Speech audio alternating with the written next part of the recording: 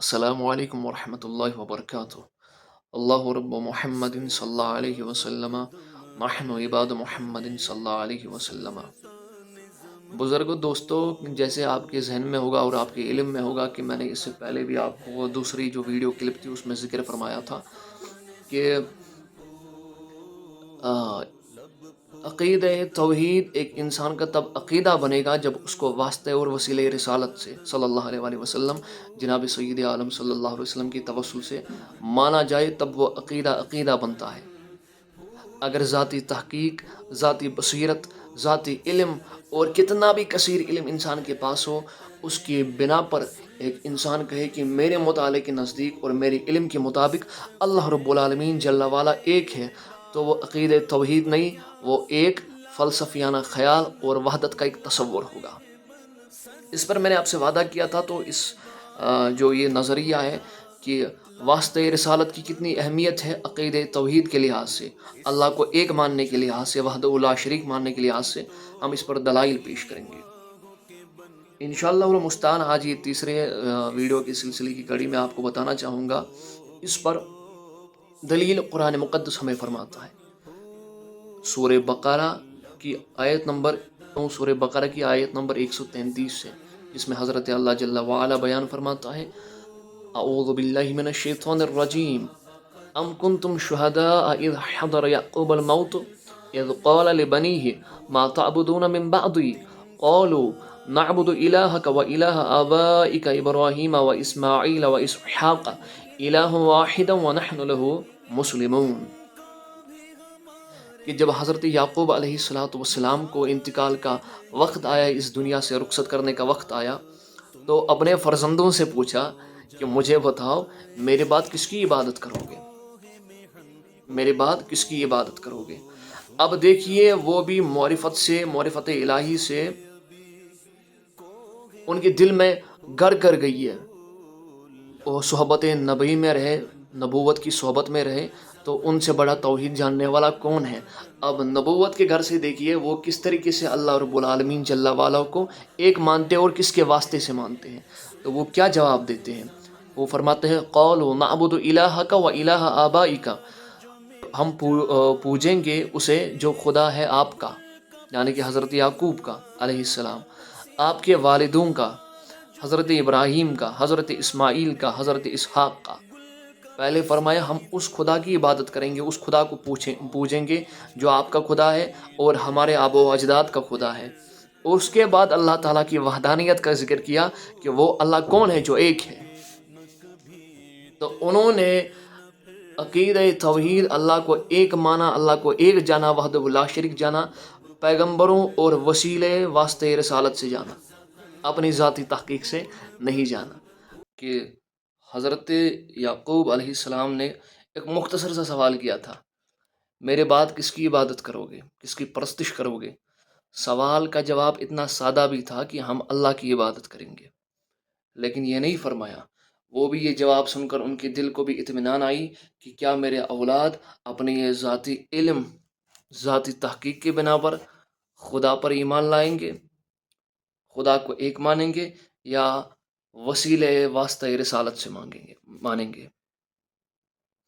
اب جو ہم کچھ آج کل ہم بے بخش اور بے کس لوگ کہتے ہیں کہ ہم اپنے بزرگان دین کے دین پر ہے، اپنے آب و اجداد کے دین پر ہے، تو جو بد مذہب ہے وہ اس پر اعتراض کرتے ہیں کہ یہ مشرکین کہا کرتے تھے۔ ارے مشرکین کے آب و اجداد تو مشرک تھے، لیکن ہم موحد ہے، توحید والے گھر میں پیدا ہوئے، ہمارے آب و اجداد بھی موحد اور توحید پرست تھے۔ تو ایسا فرمانا یہ مشرکین کی سنت نہیں، آج ثابت ہو گیا کہ یہ انبیاء کی سنت ہے اور ان کے بیٹوں کی سنت ہے، ان کی اولادوں کی سنت ہے، کہ ہم اپنے آبا و اجداد کے دین پر ہیں۔ جس بات کو میں ذکر کر دینا چاہتا ہوں وہ صحیح بخاری کی حدیث تھی جس کو میں نے بیان فرمایا، لیکن اس سے پہلے اسی موضوع پر میں پیش کروں گا وہ صحیح بخاری کی حدیث کہ وسیلے اور واسطہ رسالت کتنا اہم ہے عقید توحید کے لحاظ سے۔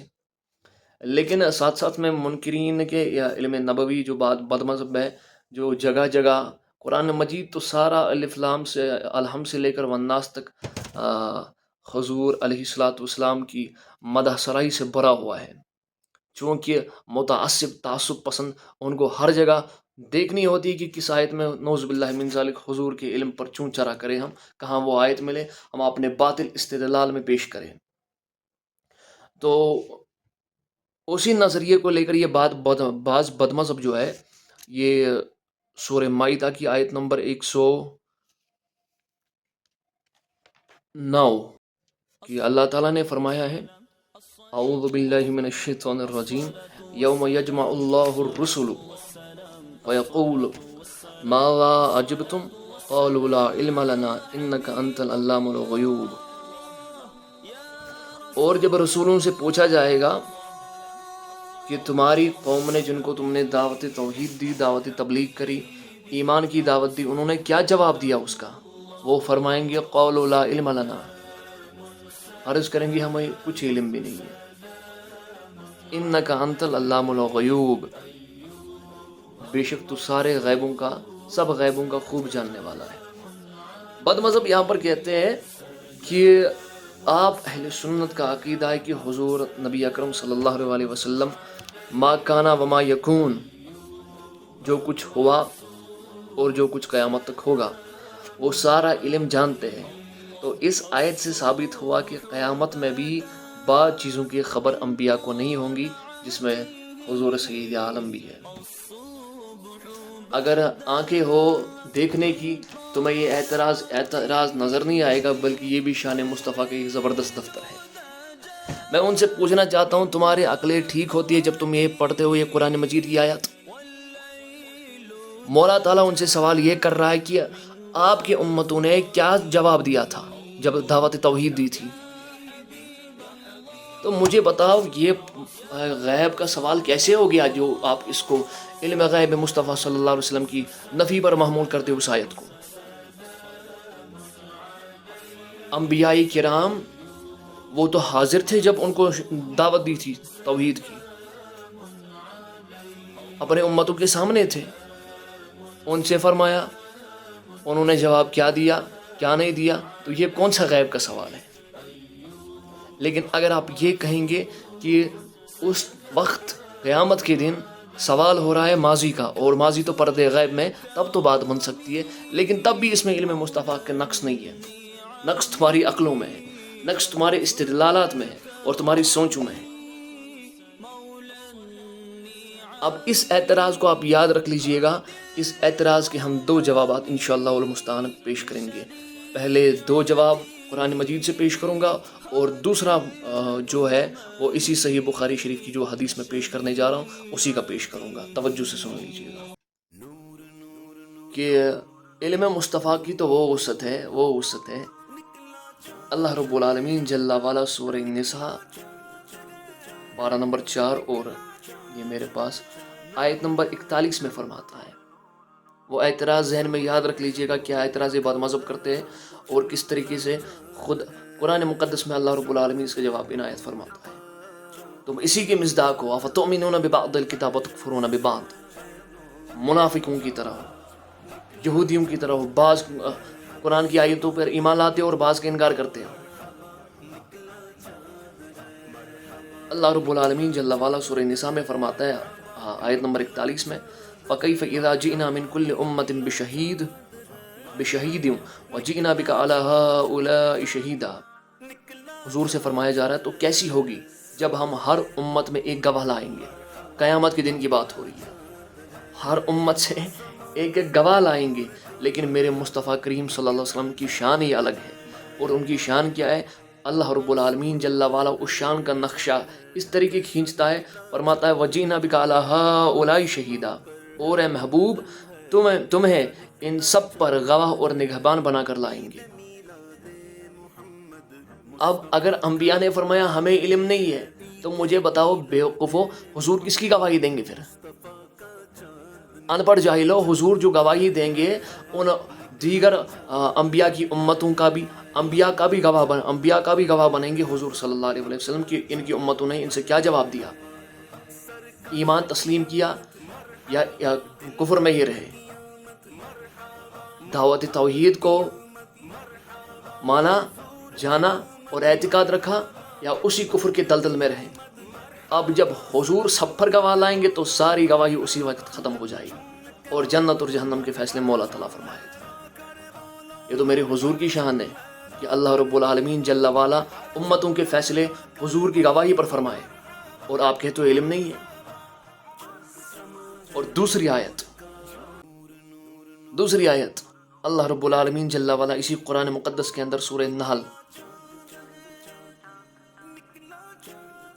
آیت نمبر 89 میں فرماتا ہے وَيَوْمَ نَبْعَثُ فِي كُلِّ أُمَّةٍ شَهِيدًا عَلَيْهِمْ مِنْ أَنفُسِهِمْ وَجِئْنَا بِكَ شَهِيدًا عَلَى هَؤُلَاءِ، اور جس دن ہم ہر گروہ میں ایک گواہ انہی میں سے اٹھائیں گے کہ ان پر گواہی دیں۔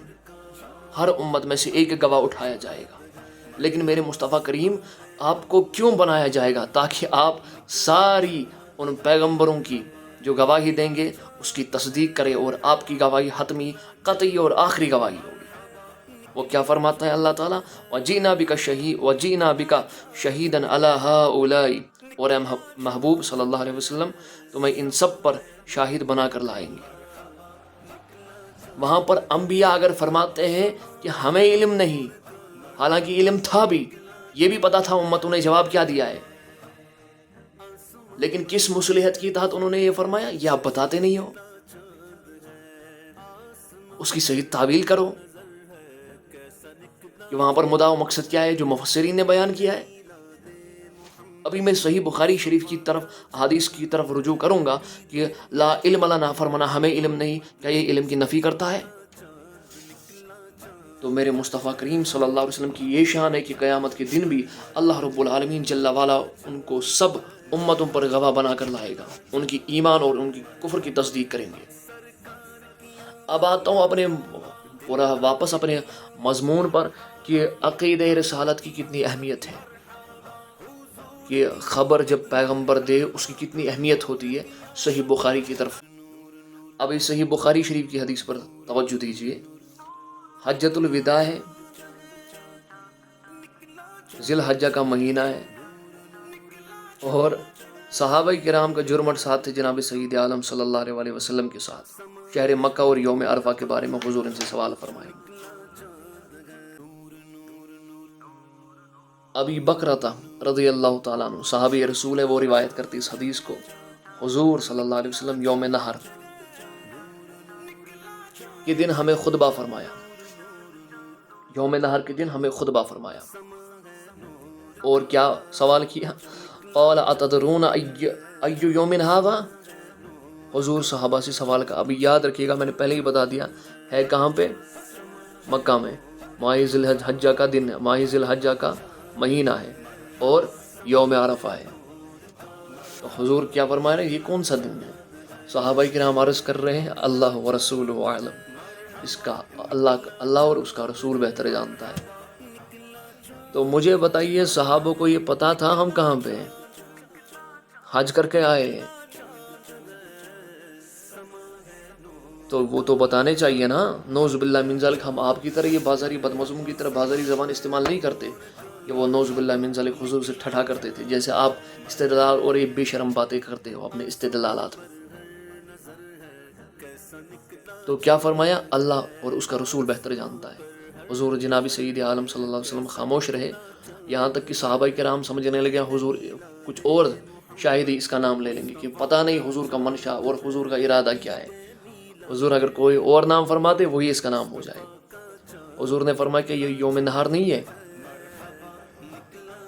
وہ عرض کرنے لگا جی ہاں ہے۔ اب یہ جی ہاں ہے، ہاں یہ یوم نحر ہے، اس بات کی تصدیق کر رہا تھا کہ ان کو اس بارے کا علم تھا، علم ہونے کے باوجود بھی وہ خاموش رہے۔ اس خاموشی کی بھی وجہ میں آگے بیان کروں گا، خاموش کیوں رہے۔ لیکن اس کے بعد حضور صلی اللہ علیہ وسلم نے پھر فرمایا یہ کون سا مہینہ ہے؟ حج کر کے آئے، حضور فرمائے کون سا مہینہ ہے؟ صحابہ کرام عرض کر رہے ہیں اللہ اس کا رسول بہتر جانتا ہے، ہمیں خبر نہیں۔ حضور نے فرمایا صلی اللہ علیہ وسلم کیا یہ ذی الحجہ نہیں ہے؟ تو عرض گزار ہوئے ہاں یہ ذی الحجہ ہے۔ حضور خاموش رہے تھے، صحابہ سوچ رہے تھے کوئی اور نام لیں گے، تو اس پر حضور نے فرمایا کہ یہ ذی الحجہ کا مہینہ نہیں ہے؟ فرمایا ہاں ذی الحجہ کا مہینہ ہے۔ اس کے بعد فرمایا یہ کون سا شہر ہے؟ اچھا قرآن بھی فرما چکا ہے یہ شہر مکہ ہے۔ اب صحابوں کو کیا چاہیے تھا؟ یہ تو بتانا چاہیے تھا نا کہ یہ شہر مکہ ہے، لیکن اپنے زبانیں بند رکھی، ادباً اور احتراماً. اشارہ میں دے رہا ہوں، بعد میں اس بات پر بھی مفسرین کی طرف آؤں گا، آرا کی طرف آؤں گا کہ انہوں نے کیا فرمایا کہ انبیاء نے کیوں کہا لا علم لنا، ہمیں علم نہیں ہے. تو صحابہ سے پوچھا حضور علیہ الصلوۃ والسلام نے یہ کون سا شہر ہے، اور قرآن بھی فرما چکا ہے یہ شہر مکہ ہے. وہ کہتے اس پر اللہ اور اس کا رسول بہتر جانتا ہے. جناب سید عالم صلی اللہ علیہ وسلم کچھ وقت تک خاموش رہے اور صحابہ کرام سمجھنے لگا شاید حضور علیہ الصلوۃ والسلام کوئی اور نام لے لیں گے. حضور نے فرمایا یہ حرمت والا شہر نہیں ہے؟ فرماتے ہاں حرمت والا شہر ہے. یہ بات کی تصدیق جو صحابہ کرام اس پر کر رہے کہ ہاں یہ حرمت والا شہر ہے، ہاں یہ النہار ہے، ہاں یہ ذی الحجہ کا مہینہ ہے، اس بات کی تائید کر رہا ہے کہ ان کو پتہ تھی، آئے بھی تھے وہاں سے، اور عقل بھی اس کو مانتی ہے کہ ان کو پتہ تھی، لیکن اس کے باوجود بھی انہوں نے اپنی زبانیں بند رکھی، کچھ نہ فرمایا. تو اس کے بعد مسلمان کی حضور جناب سید عالم صلی اللہ علیہ وسلم شان بیان کرتے ہیں، فرماتے ہیں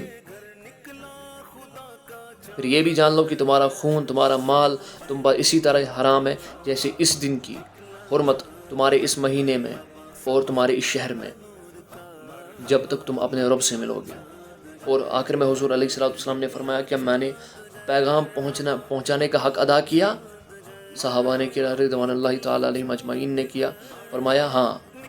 تو آپ علیہ الصلوۃ والسلام نے اللہ کو گواہ، اے اللہ آپ گواہ رہنا، اور فرمایا حاضر جو ہے اسے غائب تک پہنچا دے، جو باتیں میں نے آپ تک پہنچائی ہے، دین کا پیغام پہنچایا، توحید رسالت پہنچائی، وہ غائب تک پہنچائے.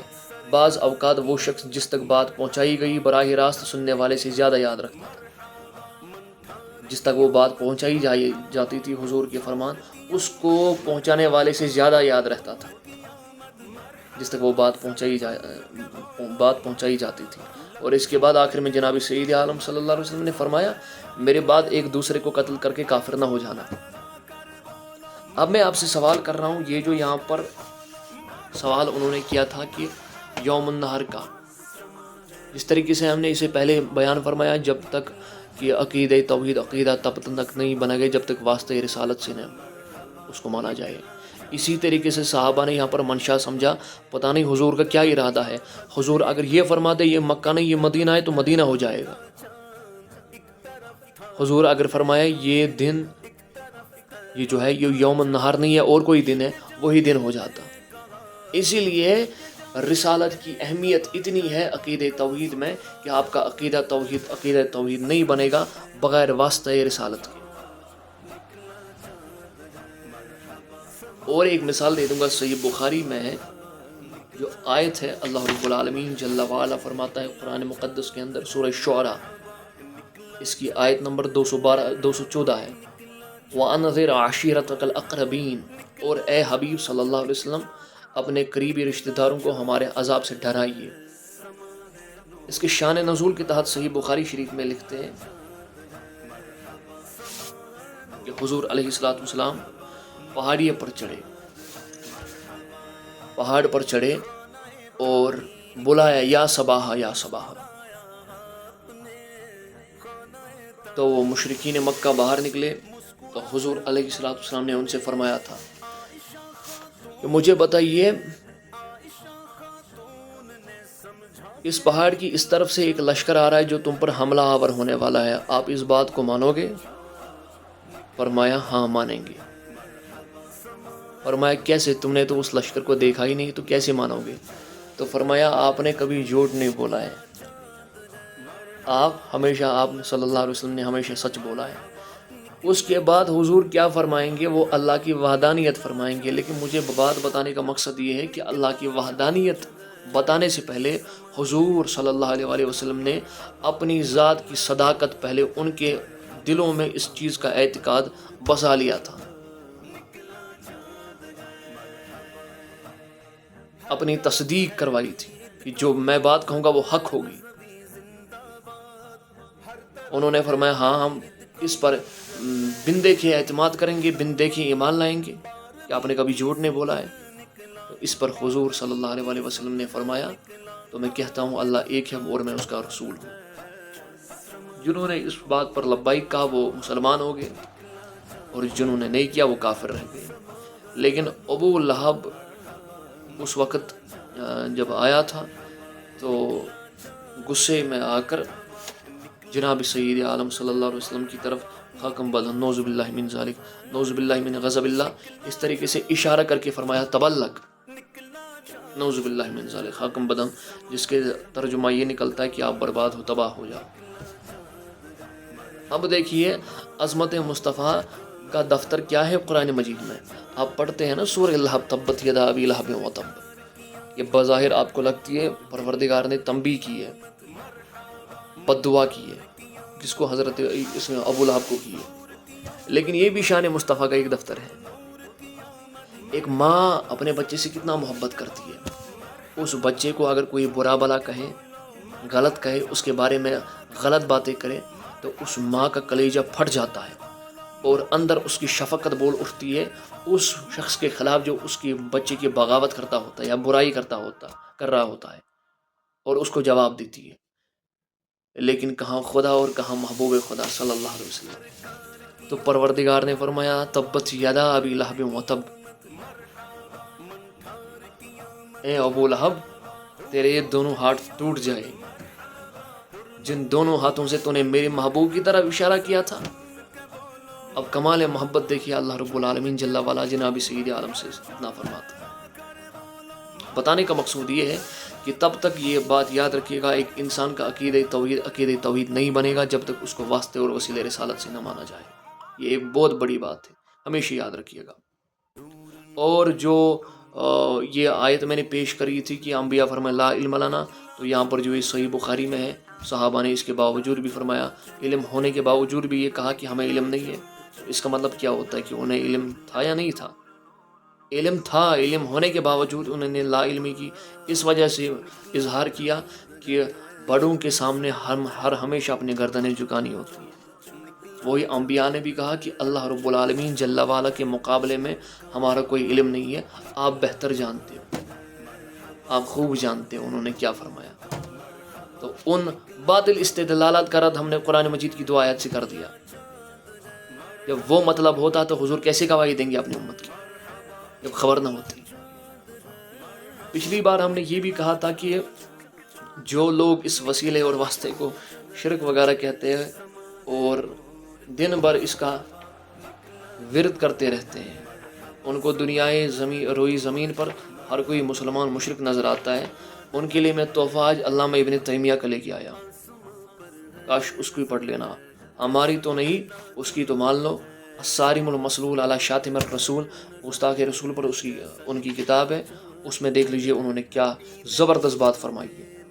وہ تو گندی سوچ والے صرف یہ کہتے کہ حضور یہاں پر آئے تھے، منصب تھا توحید پھیلانا، رسالت پھیلانا، اس کے بعد اٹھ کے چلے گئے، اس کے بعد کوئی ذریعہ، اس کے بعد ان کا کوئی ڈیوٹی نہیں ہے. یہ ان کا فریضہ تھا، انہوں نے اپنا فریضہ انجام دے دیا. مگر بھی پڑھو وہ تمہارا کیا لکھتا ہے. اللہ تعالیٰ سے تمہیں تعلق بنانا ہے تو دیکھو تعلق کے اعتبار سے الصارم المسلول میں کیا لکھ کے گیا ہے. فرماتے ہیں اس لیے کہ امت کا اپنے رب سے تعلق صرف رسول صلی اللہ علیہ وسلم کے واسطے سے استوار ہو سکتا ہے، کسی کے پاس بھی اس کے سوا کوئی دوسرا طریقہ یا سبب نہیں ہے. آپ کو اللہ سے تعلق بنانا ہے، توحید کا تعلق بنانا ہے، جتنے بھی چیزیں تم چاہتے ہو. لیکن علامہ ابن تیمیہ فرماتا ہے تعلق تو رب سے تب استوار ہوگا جب وسیلہ رسالت کے ذریعے اس تعلق کو قائم کرو. اس کے بغیر کوئی سبب ہی نہیں ہے تمہارے پاس. باقی دیگر سببوں کی بھی نفی کری ہے اس نے. تو لہٰذا یہ وسیلہ واسطے چیزوں کو شرک بتانا یہ نادانی اور جہالت کی بنا پر کیا جا رہا ہے. تو انشاءاللہ المستعان عقیدہ توحید کے بارے میں ہم نے یہ اللہ رب العالمین جل وعلا کے واحد ہونے پر کچھ کلام کیا تھا. اس کے بعد اسی عقیدہ توحید پر اور بھی آئیں گی چیزیں، جیسے اللہ تعالیٰ خالق ہے، خلق کرتا ہے، اس کے معنی کیا ہے، مالک ہے، رازق ہے، دیگر چیزیں. اسی طریقے سے سلسلہ وار ویڈیوز کے ذریعے میں آپ تک پہنچاؤں گا. آپ احبابی خصوصاً اگر آپ کو ہمارے کچھ باتوں سے نفع پہنچے ہمارے حق میں دعا کیجیے گا. اگر ہماری کلام میں اگر کوئی خطا ہے مولا تعالیٰ سے دعا ہے ہمارے اس خطا کو درگزر اور معاف فرمائے اور ہمیں حق کہنے حق سمجھنے اور حق پر ثابت قدم رہنے کی توفیق عطا فرمائے. السلام علیکم.